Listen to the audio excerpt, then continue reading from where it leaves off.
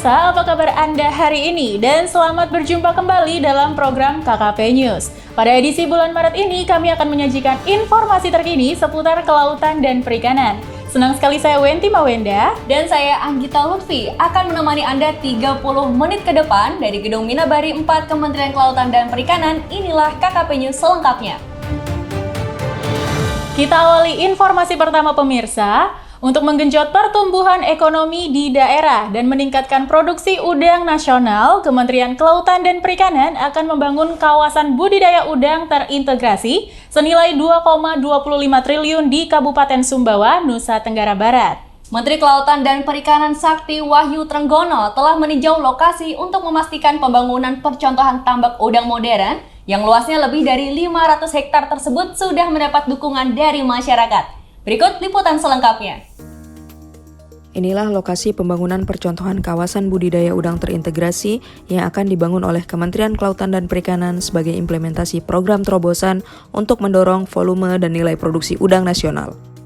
Terletak di Kecamatan Moyo Utara, luas kawasan budidaya mencapai 528 hektar yang mencakup 3 desa, yakni Desa Penyaring, Desa Kukin, dan Desa Baru Tahan. Sebagian besar lahan pembangunan merupakan tambak udang rakyat yang sudah tidak produktif karena hanya mengandalkan pengelolaan tambak secara tradisional. Menteri Sakti Wahyu Trenggono saat meninjau lokasi memastikan tambak akan dibangun secara modern dengan sistem pengelolaan air yang baik sehingga tidak mencemari lingkungan. Sesuai perencanaan, akan dibangun 1.811 kolam budidaya dengan produktivitas per hektarnya mencapai 40 ton per siklus. Jumlah tersebut jauh lebih tinggi dibanding produktivitas tambak udang tradisional yang hanya 0,6 ton per tahun per hektar. Pembangunan tambak udang terintegrasi di Pulau Sumbawa ini sekaligus untuk mengenjot produktivitas udang nasional, di mana pemerintah menargetkan volumenya mencapai 2 juta ton pada tahun 2024. Produksi udang nasional saat ini baru mendekati angka 1 juta ton yang menempatkan Indonesia sebagai negara nomor 5 penghasil udang di dunia.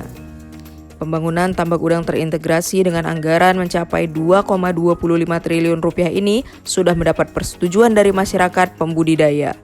Sebab keberadaan tambak udang diyakini dapat mendongkrak produktivitas dan menjadi lapangan kerja baru bagi warga lokal. Kementerian Kelautan dan Perikanan juga memastikan tidak akan merusak hutan mangrove existing, justru akan membangun area mangrove baru untuk memperluas area hijau di kawasan tambak terintegrasi. Melanjutkan berita pembangunan kawasan budidaya udang terintegrasi tadi, redaksi KKP News melakukan wawancara lebih mendalam dengan Menteri Kelautan dan Perikanan Sakti Wahyu Trenggono. Wawancara tersebut mengenai strategi untuk masa depan tambak udang di Indonesia. Berikut berita selengkapnya. Jadi syarat produktivitas udang tinggi itu salah satunya adalah infrastruktur budidayanya harus benar. Dia harus punya yang namanya tandon, lalu kemudian dia harus punya instalasi limbah, supaya setelah selesai budidaya ini sebelum airnya kembali ke laut itu dipastikan bahwa airnya itu bersih. Syarat berikutnya adalah bibitnya yang bagus. Dipastikan bahwa bibitnya itu bibit yang bagus. Dan yang keempat itu adalah pakannya juga harus yang bagus. Ini hanya bisa dilakukan menjadi sebuah tambak modern yang berbasis dengan kawasan. Pemerintah ingin install investasi di satu daerah di mana lahannya milik masyarakat dan kemudian masyarakat jadi berpartisipasi di dalamnya untuk kemudian jadi meningkat tingkat pendapatan atau kesejahteraan. Nah, bagi pemerintah ketika ini diinstal, itu menjadi satu pertumbuhan ekonomi baru. Ini harapannya begitu. Selain produksi nasionalnya menjadi meningkat. Kita ingin mencapai kira-kira sekitar 5.000 hektar yang tambak modern. Nah, kalau itu bisa berhasil dan mencapai best practice, itu kita sudah cukup signifikan produksi nasional. Lalu yang kedua adalah merevitalisasi tambak rakyat. Yang 0,6 itu kita bisa naikkan menjadi 5 atau 10 ton saja per hektar, itu cukup signifikan. Begitu, Berita selanjutnya datang dari Provinsi Bali pemirsa. Menteri Trenggono kembali memimpin kegiatan bersih-bersih pantai dan laut yang dikemas dalam program Bulan Cinta Laut atau BCL. Kegiatan yang dilakukan di Pantai Kuta Kabupaten Badung, Bali ini diikuti sebanyak 250 peserta dari berbagai kalangan. Acara yang digelar pada 10 Maret lalu mendapatkan apresiasi dari berbagai pihak. Menteri Trenggono juga menegaskan bahwa laut bukanlah tempat sampah raksasa. Kemudian Menteri Trenggono mengajak seluruh masyarakat untuk terus konsisten dalam mengelola sampah, khususnya sampah plastik yang paling banyak memunculkan kerusakan. Selengkapnya kita simak melalui berita berikut ini. Kementerian Kelautan dan Perikanan terus berkomitmen untuk menjaga laut dan menjamin keberlanjutan sumber daya alam yang ada. Dicanangkannya program Bulan Cinta Laut atau yang disebut dengan BCL, Menteri Trenggono mengajak seluruh masyarakat untuk peduli terhadap sampah laut yang merupakan penyebab dari kerusakan. Selain menegaskan bahwa laut bukanlah keranjang sampah, pada kegiatan bersih-bersih pantai dan laut yang dilaksanakan di pantai Kota Bali beberapa waktu lalu, Menteri Trenggono juga menegaskan bahwa gerakan Bulan Cinta Laut ini menyadarkan kita bahwa ekologi menjadi sangat penting. Jadi laut itu adalah sumber kehidupan, laut adalah masa depan. Jadi kalau lautnya rusak, lautnya kotor, maka kehidupan tidak ada. Maka dari itu gerakan ini adalah gerakan untuk menyadarkan kita tidak hanya kepentingan ekonomi semata, tetapi ekologi yang menjadi penting. Sehingga ekologi dulu diutamakan, untuk bersabar dulu ekologi yang dijaga. Dengan demikian nanti ekonominya akan meningkat. Selain memimpin jalannya kegiatan bersih-bersih pantai dan laut dari sampah, Menteri Trenggono turut mengapresiasi program peduli sampah yang diusung pemerintah Provinsi Bali, yakni dengan dibentuknya tim Pokja Persampahan. Bahkan menurutnya, program tersebut implementasinya dapat diselaraskan dengan BCL, sehingga gerakan yang dilaksanakan menjadi lebih besar begitupun dengan hasilnya. Selain dukungan dari masyarakat, Menteri Trenggono juga merangkul Pemda sekitar untuk terus optimis membangkitkan kesadaran masyarakat dengan konsisten mengelola sampah. Gerakan Cinta Laut Bersih ini agar ini menjadi satu gerakan yang bisa menimbulkan rasa dari seluruh masyarakat di Indonesia. Dan tentu dari sisi pemerintah kita akan terus intens dan aktif bekerjasama dengan pemerintah daerah tentunya untuk juga kepada anak-anak sekolah ya. Saya berharap begitu kerjasamanya bisa memberikan gambaran bagaimana buruknya keadaan apabila laut kita itu tidak bersih. Sementara itu, berdasarkan dari data sampah Provinsi Bali, terdapat 32.623 ton per tahun sampah plastik yang terbuang ke saluran air, hingga menyebabkan kebocoran sampah masuk ke laut. Dari total sampah tersebut, 48% berhasil ditangani oleh pemerintah dan penggiat sampah plastik. Namun, hanya 4%-nya saja yang telah didaur ulang. Data lainnya menyebutkan sekitar 2.588 ton sampah saat musim angin barat telah dikumpulkan sejak tahun 2020 hingga 2022 di wilayah Kabupaten Badung. Banyaknya sampah tersebut memacu pentingnya mengolah sisa-sisa kemasan sekali pakai dan barang-barang plastik lainnya menjadi produk bernilai tambah.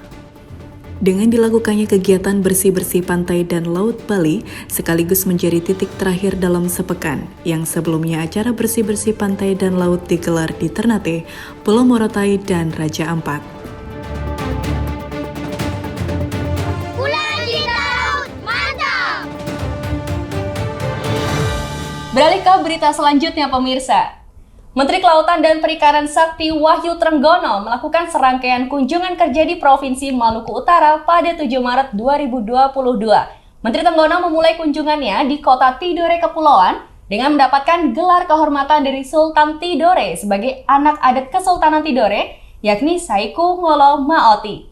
Menteri Trenggono juga secara simbolik membuka perhelatan acara Festival Kampung Nelayan Tomalo tahun 2022. Berikut informasi selengkapnya. Dalam kunjungan kerjanya ke Kota Tidore Kepulauan, Provinsi Maluku Utara, Menteri Trenggono resmi diangkat atau dikukuhkan sebagai anak adat Kesultanan Tidore dengan gelar Saiku Ngolo Maoti, yang berarti pimpinan armada perikanan. Prosesi adat yang dilaksanakan di Kedaton Kesultanan Tidore ini berlangsung dengan hikmat dan dilakukan secara langsung oleh Sultan Tidore Husain Altingsyah. Dalam sambutannya, Menteri Trenggono berharap dengan amanah yang diberikan kepadanya, ia akan dapat terus memajukan sektor kelautan dan perikanan demi kesejahteraan seluruh masyarakat Indonesia. Jadi mohon doa restu dari pasukan dan seluruh ini apa yang sudah dianugerahkan kepada saya sebuah tanggung jawab besar memimpin kelautan armada kelautan ini untuk memberikan dan dapat membawa berkah dan membawa manfaat bagi masyarakat khususnya. Usai menerima pengukuhan gelar adat, Menteri Trenggono bersama Gubernur Maluku Utara dan Wali Kota Tidore Kepulauan secara simbolis membuka dan mengikuti perhelatan acara Festival Kampung Nelayan Tomalau tahun 2022. Dalam kegiatan ini, Menteri Trenggono mengatakan bahwa implementasi kebijakan penangkapan ikan terukur akan dapat membangkitkan perekonomian masyarakat perikanan, khususnya masyarakat pesisir. Saya pikir ini menjadi bagian dari juga implementasi kebijakan kita di kelautan perikanan untuk mengangkat, menggeser pertumbuhan ekonomi di sektor kelautan itu ke daerah. Jadi itu salah satu yang kita sampaikan melalui Pak Wali Kota tadi, bahwa haknya nelayan lokal itu ada, dia harus menjadi tuan rumah di negeri sendiri atau di wilayah. Itu intinya.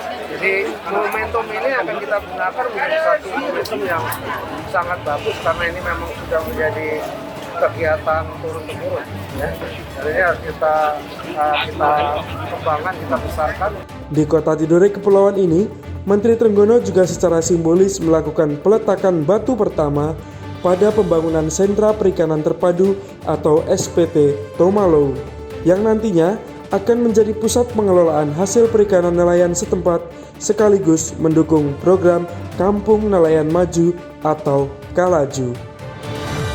Nah Gita, sekarang kita beralih ke Pulau Morotai, di mana Pulau Morotai, Maluku Utara terdapat desa yang hampir 100% penduduknya bekerja sebagai nelayan penangkap ikan tuna. Para nelayan di desa tuna ini menangkap tuna dengan cara yang tradisional dan cukup unik, yaitu dengan cara menggunakan layang-layang.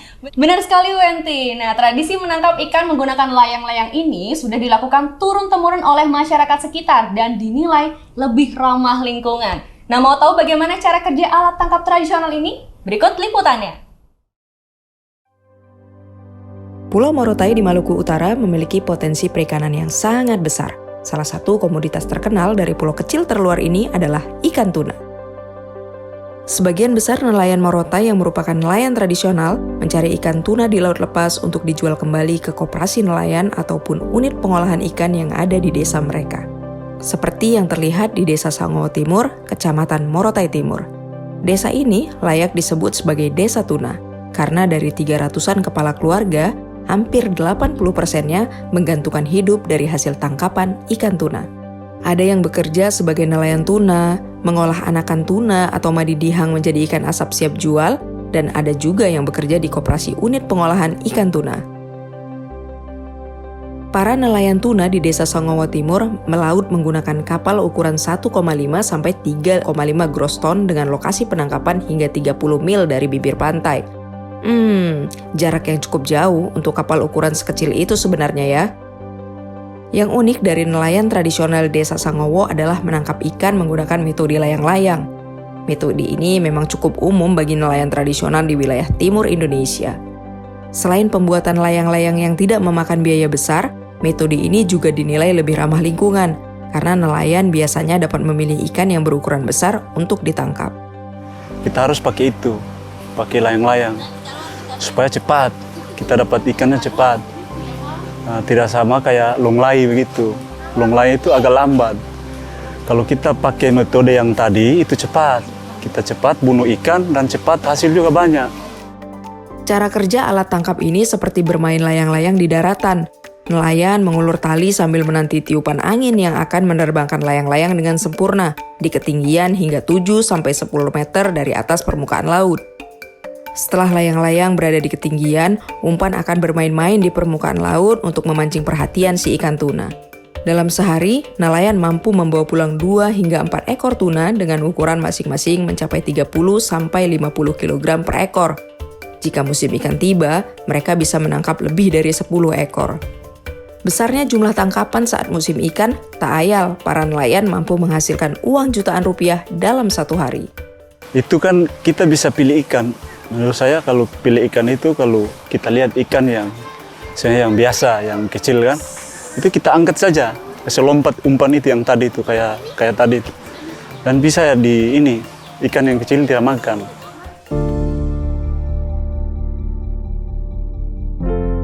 Nelayan tuna di Desa Sangowo tak ketinggalan dalam hal inovasi dan improvisasi.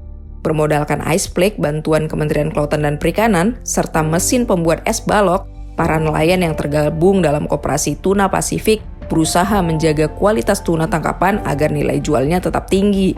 Ikan tuna tangkapan nelayan diolah menjadi tuna loin dengan produksi rata-rata mencapai 10 ton per bulan.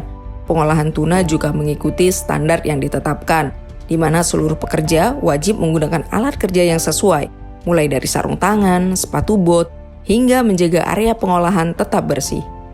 Tak ayal, olahan tuna hasil produksi Koperasi Tuna Pasifik berhasil diserap pasar, khususnya pasar perikanan di Bitung, Sulawesi Utara. Tuna loin dari Desa Sangowo selanjutnya dijual kembali untuk memenuhi kebutuhan pasar lokal Pulau Sulawesi, Bali, dan juga Pulau Jawa. Dengan adanya bantuan pabrik es flake ini, awalnya kita nelayan di sini belum memiliki pabrik dan esnya itu kita kumpul ke warga yang memiliki kulkas. Dan ketika pabrik ini sudah ada, sangat terbantu dan ada perubahan dari sisi kualitas ikan maupun kebutuhan nelayan yang lain. Koperasi ini kita kerjasama dengan investor perusahaan dan mereka bukti dari hasil ekspor pengiriman itu adalah untuk yang ada di koperasi itu nilainya 95% itu ekspor, kualitasnya A.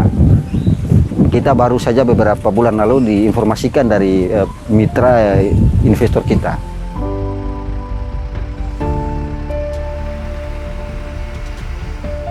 Laut Morotai masih bagus dan masih bersih, jadi kita nelayan tuna Pulau Morotai, marilah kita sama-sama menjaga Laut Morotai supaya ke depan lebih bagus lagi.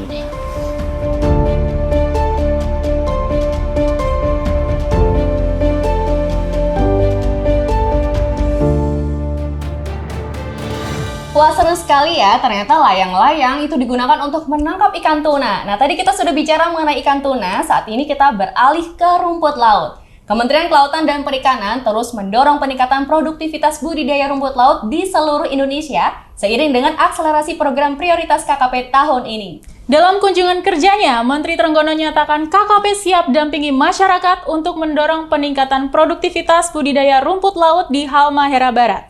Berikut berita selengkapnya. Menteri Kelautan dan Perikanan Sakti Wahyu Trenggono meninjau lokasi budidaya rumput laut di perairan Jailolo, Kabupaten Halmahera Barat pada awal Maret lalu. Dalam kunjungan kerja tersebut, Menteri Trenggono melihat potensi budidaya rumput laut yang dimiliki dan mendorong produktivitasnya agar terus meningkat. Hal ini sejalan dengan program prioritas KKP dalam mengembangkan budidaya yang berorientasi ekspor. Saya bawa orang budidaya, direktur budidaya, mana tadi? Direktur budidaya.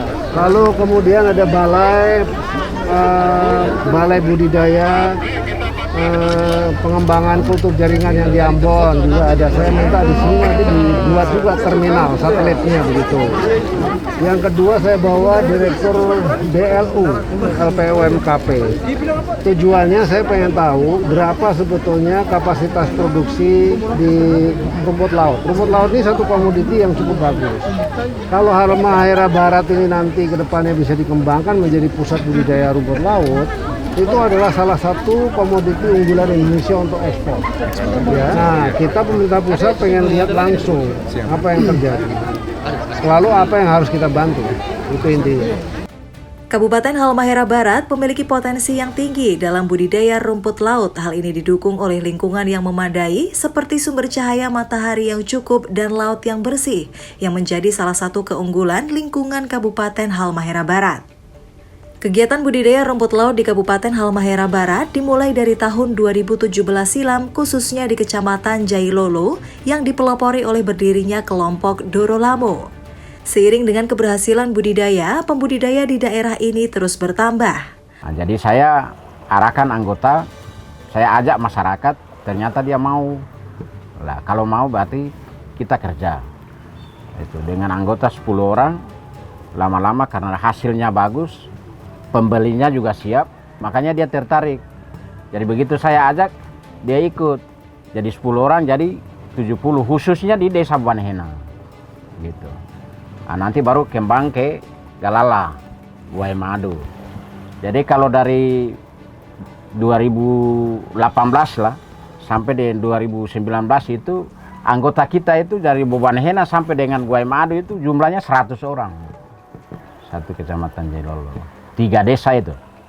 Budidaya rumput laut di Kabupaten Halmahera Barat manfaatnya telah dirasakan oleh masyarakat dalam meningkatkan pendapatan, bahkan menjadi sumber mata pencaharian bagi masyarakat. Tahun 2019 merupakan masa puncak keberhasilan produksi tertinggi rumput laut Jailolo. Sebagian besar hasil produksi rumput laut dipasarkan keluar daerah Maluku Utara seperti Surabaya, Jawa Timur. Bahkan hingga sekarang, rumput laut dari daerah ini selalu mendapat tawaran kerjasama dari investor domestik. Namun pada tahun 2020, budidaya rumput laut di perairan Jailolo menurun dikarenakan terserang penyakit tritip yang diduga disebabkan oleh cuaca. Penyakit ini digambarkan seperti karang kecil yang menempel dan menghambat pertumbuhan rumput laut yang dibudidayakan. Kalau sekali panen itu kan dari orang 70 ya, karena pas di desa saya, itu per orang pada saat itu kan awalnya itu masih 500 kilo, itu awalnya. Jadi dia berkembang sampai di 2019 itu pertengahan itu dia sudah mulai mencapai 1 orang. Sekali panen itu bisa capai 1 ton. Sejak 2020, KKP melalui Balai Perikanan Budidaya Laut atau BPBL Ambon telah memberikan stimulus kepada kelompok pembudidaya di daerah ini untuk mendorong produktivitas budidaya rumput laut.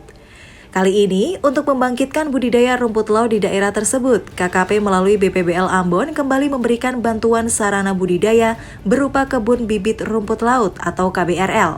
Selain itu, KKP siap memberikan pinjaman modal melalui BLU LPM UKP bersamaan dengan pendampingan yang terus dilakukan oleh KKP melalui penyuluh perikanan.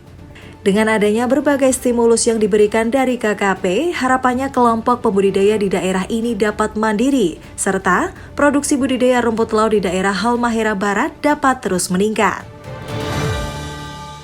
Nah, berita kali ini adalah liputan yang saya sukai nih, yaitu berwisata bahari. Siapa dari kalian yang suka menghabiskan akhir pekan dengan bermain di alam, menghirup udara yang segar, melihat birunya langit dan jernihnya air laut? Kalau bahasa anak milenial sekarang, waktunya healing, Besti. Ya, kali ini Pelesir Pesisir KKP mengajak sahabat bahari berwisata ke timur Indonesia. Kampung Sarprokren menjadi salah satu destinasi wisata di Kabupaten Raja Ampat. Kampung ini dikenal kaya akan potensi wisata baik darat maupun lautnya. Mau tahu apa aja sih yang bisa kita nikmati di Kampung Sarprokren? Kita simak penjelasannya di tim Pelesir Pesisir KKP. Kampung Sarprokren yang berada di Provinsi Papua Barat ini memiliki 2 atraksi wisata unggulan melalui potensi hutan yang dimiliki, di antaranya birdwatching dan jungle trekking. Sementara untuk sahabat bahari yang lebih suka main di laut, desa ini juga menawarkan potensi laut yang tidak kalah indah, yaitu spot diving dan snorkeling dengan suguhan air laut yang sangat jernih dan bersih. Potensi tersebut telah menjadi daya tarik bagi para penyelam mancanegara loh. Saat memasuki desa wisata Sarprokren ini, sahabat bahari dapat menemui warga sekitar, karena munculnya desa wisata ini berawal dari inisiatif warga setempat untuk membangun homestay yang ramah lingkungan dan jalur pengamatan burung. Kesempatan kali ini, kami beruntung bertemu dengan 2 adik manis, Marta dan Marty. Jadi, 2 adik ini yang akan menemani kita jalan-jalan di desa wisata Sarprokren. Nah, inisiatif warga asli Sarprokren ini berhasil membawa desa wisata ini mendapatkan penghargaan loh sahabat bahari. Jadi, di tahun 2019, Desa Wisata Sarprokren berhasil menyabet penghargaan dari Indonesia Sustainable Tourism Awards dengan Green Bronze pada kategori pelestarian lingkungan. Penghargaan ini diberikan atas dedikasi masyarakat yang mampu memanfaatkan potensi hutan dan laut secara bertanggung jawab dan berkelanjutan, dan menjadi bukti nyata peran serta masyarakat dalam melestarikan alam, sekaligus dapat meningkatkan perekonomian mereka juga. Keren banget ya mereka. Semoga sahabat Bahari bisa berkunjung ke desa wisata Saporkren ini juga ya. Ajak saudara dan orang-orang tersayang. Eits, tapi jangan lupa untuk tetap menjaga kebersihan hutan, terlebih lautnya. Karena laut yang sehat akan memberikan kita langit yang biru. Sampai jumpa di Plesir Pesisir selanjutnya. Wah, seru sekali ya. Nah, Raja Ampat ini salah satu tempat yang harus masuk ke list wisata yang wajib dikunjungi. Bolehlah ya, nanti kita agendakan untuk berkunjung ke Kampung Saporkren. Wah, boleh banget tuh. Baik pemirsa, wisata Bahari tim Plesir Pesisir tadi di Kampung Saporkren menjadi akhir dari berita KKP News edisi kali ini. Update terus informasi seputar kelautan dan perikanan dengan menyaksikan KKP News melalui channel YouTube kami. Saya Wenti Mawenda. Dan saya Anggita Lutfi mewakili kerabat kerja yang bertugas mohon undur diri. Salam Bahari dan sampai jumpa.